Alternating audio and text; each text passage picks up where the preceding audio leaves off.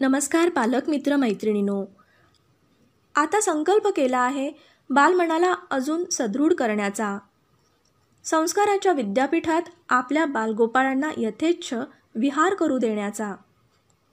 संस्काराचा बडगा न वाटता त्यांना संस्कारांचाही आनंद घेता आला पाहिजे.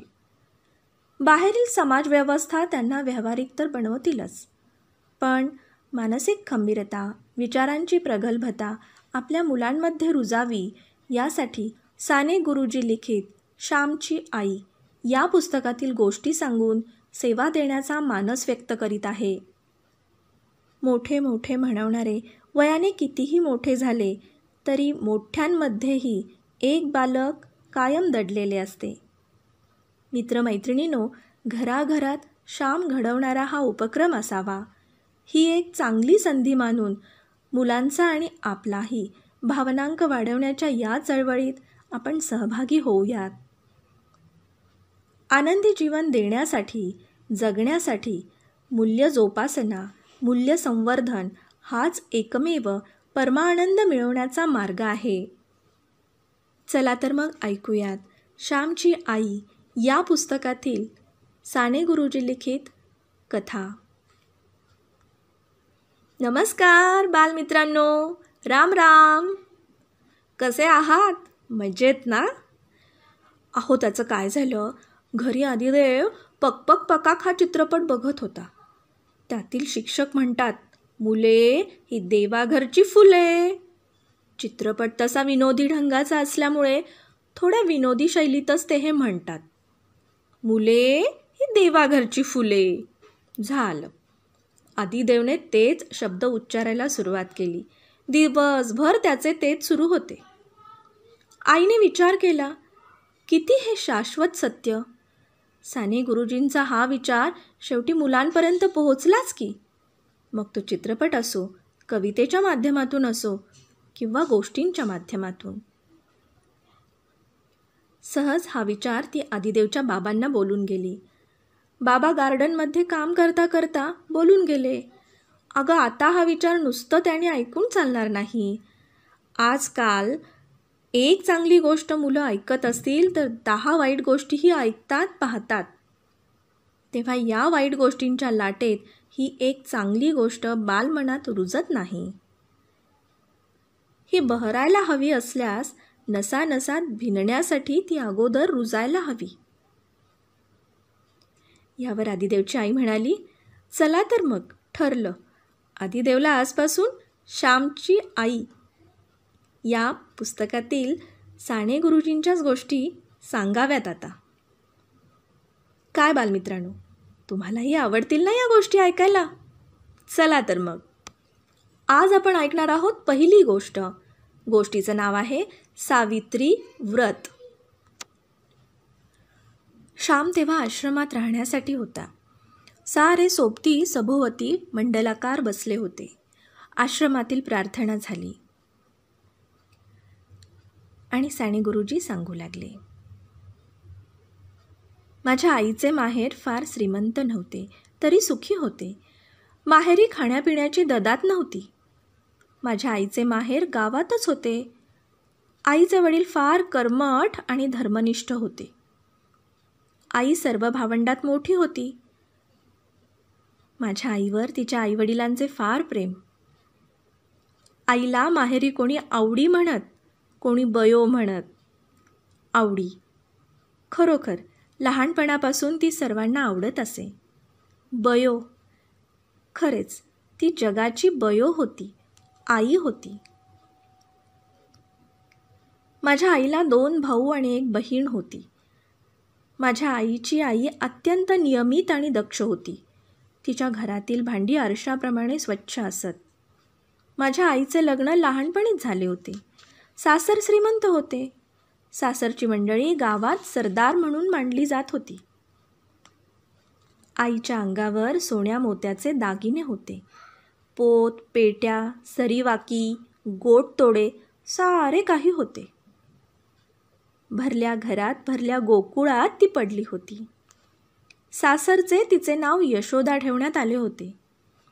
सासरी ती लहानाची मोठी होत होती. कशाला तोटा नव्हता. मित्रांनो, माझ्या वडिलांच्या अंगावर ते वयाने 17-18 वर्षाचे झाले नाहीत तोच सारी जबाबदारी पडली होती. कारण आजोबा थकले होते. वडीलच सारा कारभार पाहू लागले. देवघेव तेच पाहात. आम्ही आमच्या वडिलांना भाऊ म्हणत असू आणि लोक त्यांना भाऊराव असे म्हणत. आजूबाजूच्या खेड्यातील लोक आम्हाला खोत म्हणून ओळखत. खोत म्हणजे काय? भिकाने प्रश्न विचारला. श्याम म्हणाला, खोत म्हणजे गावचा ठरीव शेतसारा वसूल करून सरकारकडे पाठवणारा बिनपगारी दलाल. आम्ही वडवली गावचे खोत होतो. त्या वडवली गावात आमची खूप मोठी बाग होती. धोधो पाणी वाहत असे. दांड बांधून दुरून पाणी आणले होते. ते उंचावरून पडत असे. बागेत केळी, पोफळी, अननस लावलेले होते. निरनिराळ्या जातींची फणसाची झाडे होती. कापे, बरके, अर्धकापे. तुम्ही कोकणात याल ना तेव्हा हे सारे प्रकार तुम्हास मी दाखवीन. ती बाग म्हणजे आमचे वैभव, आमचे भाग्य असे म्हणत. परंतु मित्रांनो, गड्यांनो, ते आमचे वैभव नसून आमचे पाप होते. पाप क्षणभर हसते आणि कायमचे रडत बसते. पाप थोडा वेळ डोकेवर करते, परंतु कायमचे धुळीत मिळते. पापाला तात्पुरता मान, तात्पुरते स्थान. जगात सद्गुणच शुक्राच्या ताऱ्याप्रमाणे शांत आणि स्थिर सदैव तळपत राहतात. लक्षात ठेवा, चांगलं करावं, अनितीने वागू नये, नेहमी नीतीने वागावं. खोताने वाटेल त्याला कामाला बोलवावे. बोलावले तर गेले पाहिजे, नाहीतर खोताचा रोष व्हायचा, त्यांना राग यायचा. गावातील कष्टाळू बायका माणसांनी वांगी लावावी, मिरच्या कराव्या, कणगरे, करिंदे, रताळी लावावी, भोपळे, कलिंगडे यांचे वेल लावावे. परंतु या सर्वांवर खोताची नजर. खरोखर या जगात दुसऱ्याच्या श्रमावर जगणं यासारखं दुसरं पाप नाही. दुसऱ्याला राबवून, रात्रंदिवस श्रमवून, त्यांना तुच्छ मानून आपण गाद्या गिरद्यांवर लोळावं यासारखा अक्षम्य अपराध नाही. माझ्या आईच्या अंगाखांद्यांवर जे दागिने होते ते कोठून आले? पाणीदार मोत्याची नथ. अहो, खेड्यातील गरीब बायकांच्या डोळ्यातील मोत्यासारख्या मुलांच्या अश्रूंची ती बनलेली. त्या गरीब लोकांच्या सोन्यासारख्या मुलांच्या तोंडावरील हास्य आणि अंगावरील बाळसे आणि तजेला हिरावून आणून माझ्या आईला सोन्याचे गोटतोडे करण्यात आले होते. परमेश्वराला हे सत्य माझ्या आईला पटवून द्यावयाचे होते. तो माझ्या आईला जागे करणार होता. माझे वडील स्वभावाने दुष्ट होते अशातला भाग नाही हो, परंतु पूर्वजांची प्रथा त्यांनी चालू ठेवली. खोताच्या अवास्तव अधिकाराचा त्यांना अभिमान वाटे. कोणी ऐकलं नाही की त्यांना वाटे हे कुणबट माजले. कुणब्याला कुणबट म्हणायचे अशी ती पद्धत. असे असताना आपण माजलो आहोत हे त्यांच्या लक्षातही येत नव्हतं. वडिलांच्या हातात नवीनच कारभार आलेला, तथापि त्यांना फारसा अनुभव आला नव्हता. खोतपणाच्या तोऱ्यात एखाद्या वेळेस वाटेल ते बोलून जाते. अनेकांची मने दुखवली जात. पूर्वजांची ही पापे होतीच. पाप किंवा पुण्य काहीही मरत नाही बरं का. जगात काहीच फुकट जात नाही. जे पेराल ते पिकेल, जे लावाल ते फोफावेल, फळेल. एकदा काय झालं, ती औसेची रात्र होती, म्हणजे अमावस्येची रात्र. भाऊ वडवलीस गेले होते. सकाळी 8 वाजता ते त्या गावी जाऊन पोहोचले. आज गावाला जाऊ नका, जाऊ नका, आज अवस आहे वगैरे घरातील मंडळींनी त्यांना सांगितले. परंतु भाऊ म्हणाले, कसली अवस नि कसला शनिवार. जे व्हावयाचे ते होणार. प्रत्येक दिवस पवित्रच आहे. प्रत्येक दिवस देवाच्या घरूनच येतो ना. ते वडवलीस गेले. दिवसभर राहिले. 3 सांजा झाल्या आणि ते घरी परत जाण्यास निघाले. घरोबाच्या एका म्हातारबाईने सांगितले, भाऊदा भाऊदा, तिन्ही सांजा म्हणजे दैत्याची वेळ, यावेळेस जाऊ नका जी. त्यातून औसेची काळ रात्र, बाहेर अंधार. तुम्ही नाल्याजवळ जाल तोच अंधार होईल. येथेच वस्तीला राहा. कोंबड्याला उठून म्हणजे पहाटे उठून थंड वेळेस सकाळी जा. भाऊंनी ते ऐकलं नाही. ते म्हणाले, म्हातारे, अगं पायाखालची वाट. रात्र झाली म्हणून काय झाले, मी झपाझप जाईन. दूध काढतात तोवर घरी पोहोचेन. भाऊ निघाले. बरोबर गडी होता. त्या म्हातारीचा शब्द जाऊ नका जाऊ नका सांगत होता. फळणारी पापे चल राहू नको राहू नको म्हणत होती. गावातील लोकांनी निरोप दिला. एक जण भेसूर हसला. काहींनी एकमेकांकडे पाहिलं. भाऊ आणि गडी निघाले. अंधार पडू लागला. परमेश्वराचे, संतांचे आणि सतीचे अश्रू चमकू लागले. वडवली गावापासून 1.5 कोसावर एक पर्या होता. पावसाळ्यात त्याला उतार होत नसे. तो पर्या खोल दरीतून वाहत होता. त्याच्या आजूबाजूस किर्र झाडी होती. त्या झाडीत वाघसुद्धा असे. तेथून दिवसाढवळ्याही जावयास नवशिक्यास भय वाटे. परंतु भाऊ निर्भयपणे जात होते. त्यांना भीती माहीत नव्हती. भूते खेते जीव जीवाणू कसलेच भय त्यांना वाटत नसे. भाऊ दरीजवळ आले. एकदम शीळ वाजली. भाऊ जरा चपापले. पाप हे भित्रे असते. झुडपातून अंगाला काव फासलेले मांग बाहेर पडले. भाऊरावांच्या पाठीत सोट्या बसला. त्या सरशी ते मटकन खाली बसले. झटकन गडी पळत गेला. भाऊंना खाली पाडण्यात आले. मारणाऱ्यांच्या हातातील सुरे चमकत होते. भाऊंच्या छातीवर एकजण बसला. चर चर मान चिरायची ती वेळ. करंदीच्या जाळीत रातकिडे ओरडत होते. शेजारच्या भवनातून एक भुजंग साप फुतकार करीत झणकण निघून गेला. कोणाचे तिकडे लक्षच नव्हते. इतक्यात एका म्हातारीने ओरड केली, अरे मारले रे मारले, खोताला मारले रे, धावा धावा. मारणारे लोक भ्याले, घाबरले. भाऊ त्यांना म्हणाले, नका रे मारू मला, मी तुमचं काय केलं आहे, सोडा मला. ही अंगठी, हे सल्ले जोडी, हे 100 रुपये घ्या, पण सोडा मला. दीनवाणेपणाने ते विनवीत होते. म्हातारीच्या ओरड्याने कोणीतरी येत आहे असे दिसले. कोणाची तरी चाहूल लागली आणि मारणाऱ्या त्या लोकांनी अंगठ्या, सल्लेजोडी, 100 रुपये घेतले आणि पोबारा केला. ते काही खरे खुनी नव्हते हो. या कामात ते मुरलेले नव्हते, पण दारिद्र्यामुळे, गरिबीमुळे हे घोर कर्म करावयास ते प्रवृत्त झाले होते. त्यांना ते करावे लागत होते. त्या क्रूर कर्माच्या मुळाशीही दया होती, प्रेम होतं. स्वतःच्या मुलाबाळांच्या प्रेमाने त्यांची खाखा दूर व्हावी म्हणून ते मारणारे तो खून करू पाहत होते. कोणी म्हणतात की जगात कलह, स्पर्धा हेच सत्य. परंतु त्या कलहाच्या मुळाशी, धडपडीच्या मुळाशीही प्रेम आहे. ते प्रेम संकुचित आहे एवढंच. सृष्टीचे अंतिम स्वरूप प्रेम आहे, युद्ध नाही. सहकार्य आहे, द्वेष आणि मत्सर नाही हो. असो, भाऊंच्या बरोबरचा गडी जो पळत सुटला तो थेट आमच्या पालगड गावी गेला. त्याने घाबऱ्या घाबऱ्या आमच्या घरी जाऊन सारी हकीकत सांगितली. आमच्या घरातील आणि गावातील पुरुष मंडळी लगेच चालून गेली. पालगडला पोलीस ठाणे होते, तेथे वर्दी देण्यात आली. घरात बातमी येताच अकांत झाला. साऱ्यांच्या तोंडचं पाणी पळालं. घरात दिवे लागले होते, परंतु साऱ्यांची तोंडे काळवंडली होती. कसचे खाणे आणि कसचे पिणे, तेथे तर प्राणाशी प्रसंग होता.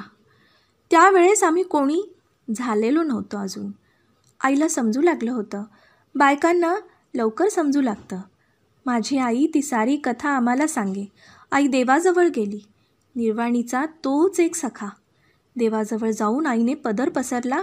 ती म्हणाली, देवा नारायणा, तुला माझी चिंता, तुला सारी काळजी. आई जगदंबे, तुझी मी मुलगी, मला पदरात घे. माझं कुंकू राख, माझे चुडे अभंग ठेव, माझे सौभाग्य नको. आई आई, अगं त्यावर कुऱ्हाड नको पाडू देऊ ग. मी काय करू? कोणते व्रत घेऊ? देवा, माझी करुणा येऊ दे तुला. तू करुणेचा सागर. येऊ दे हो घरी, येऊ दे घरी सुखरूप. पाहीन त्यांना डोळे भरून. नांदू तुझ्या आशीर्वादाने सुखाने जन्मभर. मला दुसरे काही नको. नकोत हे दागिने, नकोत ती मोठी वस्त्रे. कशाला मेली ती खोती? नको मला काही, काही नको. पती हाच माझा दागिना. तेवढा दे रे देवा माझ्या. असे म्हणून आई विणवू लागली, रडू लागली. आईने देवाला आळवले, प्रार्थना केली. परंतु नुसती प्रार्थना काय कामाची? प्रत्येक गोष्टीत त्याग पाहिजे, व्रत पाहिजे. माझ्या आईने त्या रात्री सावित्रीचे व्रत घेतले.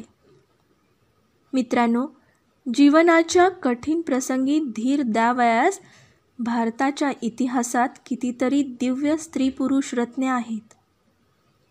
राम आहे, हरिश्चंद्र आहे, सीता आहे, सावित्री आहे. तुम्ही इतिहासात लिहा किंवा लिहू नका, सावित्री अमर आहे. स्त्रियांना सदैव ती धीर देईल. हो, स्त्रियांना सदैव ती धीर देईल. मृत्यूशी झगडण्याचे धैर्य देईल. मनुष्याचा पवित्र आणि निर्मळ निश्चय मरणाजवळ झगडण्यासही बळ देत असतो. माझ्या आईचे सौभाग्य आले. भाऊ घरी आले. त्या वर्षापासून आई सावित्रीचे व्रत करी. दरवर्षी ज्येष्ठी पुनव येण्याच्या आधी 2 दिवस ती उपवासास सुरुवात करी. घेतलेले व्रत कधी सोडता येत नाही. या व्रतात वटपूजा करावयाची असते. आकाशाला कवटाळू पाहणाऱ्या चिरंजीव अक्षय वटाची पूजा करून अक्षय सौभाग्य मिळवावयाचे असते. वटवृक्षाप्रमाणे कुळ वाढो, ते जगाला छाया देवो, आधार देवो. वटवृक्ष उंच वर जाऊन जणू स्वशरीराने देवाच्या पायाला स्पर्श करतो. त्याप्रमाणे कुळालाही वर जाण्याची, उन्नत होण्याची सदैव इच्छा असो. वटवृक्षास अनेक पारंब्या आणि तणावे फुटतात. त्याप्रमाणेच कुळविस्तार हो आणि कुळाला बळकटी येवो, या आणि अशाच शेकडो भावना या वटपूजेने कळत किंवा नकळत बायकांच्या जीवनात येत असतील. सावित्री व्रताचे दिवस जवळ येत चालले म्हणजे माझी आई गंभीर होत असे. मी त्या संबंधीचीच एक आठवण सांगणार आहे.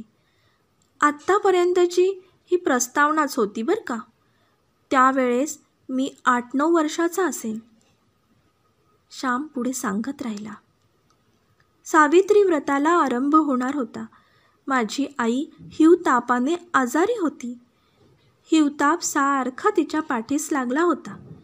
या व्रतात 3 दिवस वडाला 108 प्रदक्षिणा घालावयाच्या असतात. आईला जरा चालले तर घेरी येत होती. आईने श्याम अशी हाक मारली. मी आईजवळ गेलो आणि विचारलं, काय ग आई, काय होतंय? पाय चेपू का? आई म्हणाली, पाय नको रे चेपायला, मेले रोज चेपायचे तरी किती. तू सुद्धा कंटाळला असशील हो, पण मी तरी काय करू? आईचे ते करुण शब्द ऐकून मला वाईट वाटलं. मी रडू लागलो. आई पुन्हा म्हणाली, श्याम, तू दिवसभर काम करून दमतोस हो, पण उद्यापासून तुला आणखी एक काम 3 दिवस करायला सांगणार आहे. करशील ना तू बाळ? कोणते काम? आई, मी कधीतरी नाही म्हटलं आहे का ग? मी म्हटलं. आई गहिवरून म्हणाली, नाही, तू कधीसुद्धा नाही म्हणत नाहीस. हे बघ, उद्यापासून वटसावित्रीचे व्रत सुरू होईल. मला वडाला 108 प्रदक्षिणा घालता येणार नाहीत. मला भोवळ येईल हो. कशी तरी पारावर तुला हात धरून जाईन, पूजा करीन, 3 प्रदक्षिणा घालीन. बाकीच्या प्रदक्षिणा तू घाल हो बाळ. असे म्हणून आईने माझा हात आपल्या हातात घेतला. प्रेमळ आणि करुण अशा दृष्टीने तिने माझ्याकडं पाहिलं. आई, माझ्या ग प्रदक्षिणा कशा चालतील? मी विचारले. चालतील हो बाळ, देवाला डोळे आहेत. देव काही मेला नाही, त्याला सारे समजते, कळते हो. तू म्हणजे मीच नाही का? अरे, तू माझ्या पोटचा गोळा, माझाच जणू भाग, माझेच तू रूप. तू प्रदक्षिणा घालशील त्या माझ्याच होतील. मी दुबळी आजारी आहे हे देवाला माहीत आहे हो, आई म्हणाली. पण मला बायका हसतील ग. मी नाही जाणार वडावर. शाळेत जाणारी मुले मला बघतील आणि शाळेत आहारे बायको असे म्हणून माझी फजिती करतील ग. मला लाज वाटते. मी नाही जाणार. शिवाय शाळा बुडेल, मास्तर रागवतील. अशा अनेक सबबी मी सांगू लागलो. आईची म्लान खिन्न मुद्रा अधिक खिन्न झाली. ती म्हणाली, श्याम, आईचे काम करावयास कसली रे लाज? हे देवाचे काम. ते करीत असता तुला कोणी हसले तर तेच वेडे ठरतील. देवाचे काम करावयास लाजू नये. पाप करावयास माणसाने लाजावे. वाईट विचार करावयास माणसाने लाजावे. श्याम, त्या दिवशी चुली मागचा खोबऱ्याचा तुकडा तू घेऊन खाल्लास. मी बघितलं हो, पण बोलले नाही. जाऊ दे, मुलाची जात आहे. परंतु त्यावेळेस तुला लाज नाही वाटली आणि आता देवाचे काम करावयास तुला लाज वाटते का रे? मग तो भक्तिविजय कशाला वाचतोस? तो पांडव प्रताप कशाला वाचतोस? तुझा आवडता श्रीकृष्ण घोडे हाकी, धर्माघरची उष्टी काढी, काम करावयास, प्रदक्षिणा घालावयास तुला लाज वाटते का? नसलास जाणार तर मी जाईन हो. येऊन जाऊन काय होईल? मी भोवळ येऊन पडेन. मरेन तर सुटेन एकदाची. देवाजवळ तरी जाईन, परंतु श्याम, तुमच्यासाठी जगते रे. असे म्हणून आईने डोळ्यांना पदर लावला. आईचे शब्द माझ्या मनात खोल गेले.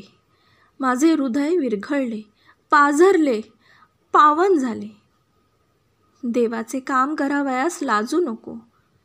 चांगले काम करावयास लाजू नको. पाप करण्याची लाज धर. थोर शब्द. आजही ते शब्द मला आठवत आहेत. आजकाल या शब्दांची किती जरुरी आहे. देवाच्या कामाची, देशाच्या कामाची, भारत मातेच्या कामाची आम्हास लाज वाटते का? परंतु वाईट पुस्तके वाचण्याची, वाईट सिनेमा पाहण्याची, तपकीर ओढण्याची, विडी सिगारेट ओढण्याची, सुपारी खाण्याची, चैन करण्याची लाज वाटत नाही. पुण्यकर्म, सत्कर्म करण्याची लाज वाटू लागली आहे आणि असत्कर्म करण्यात प्रौढी आणि संस्कृती येऊन राहिली आहे. फार वाईट आहे ही स्थिती. मी आईच्या पाया पडलो आणि म्हटलं, आई, जाईन हो मी. कोणी मला हसो, कोणी काही म्हणो, मी जाईन. पुंडलिक आईबापाची सेवा करूनच मोठा झाला. देवाला बांधून आणता झाला. तुझे काम करून मला तुझा आणि देवाचा लाडका होऊ दे बरं. शाळेत मास्तर रागवले, त्यांनी मारले तरी चालेल. कोणी हसलं तरी चालेल. आई, तुला माझा राग आला होय? तुला वाईट वाटलं का ग? असे केविलवाणे मी आईला विचारतो झालो. नाही हो बाळ, मी तुझ्यावर कशी रागवेन? मला तुझ्यावर रागवता येत नाही हो श्याम, आई म्हणाली.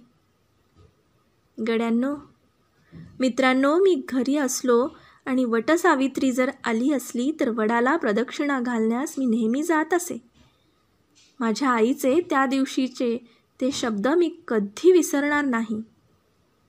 पाप करताना लाज वाटू दे, वाईट विचार करताना लाज वाटू दे, मात्र चांगले काम करताना लाज नको हो. चांगला आचार, चांगला विचार हेच आपल्याला कायम समाधान, शांती आणि यश देत असते. काय बालमित्रांनो, आवडली का ही गोष्ट? गोष्टीचं नाव सावित्री व्रत. चला तर मग उद्या आपण पुन्हा भेटणार आहोत एका नव्या गोष्टीसह. तोपर्यंत घरीच राहायचंय, काळजी घ्यायची. चलो फिर, गुड नाईट, टेक केअर.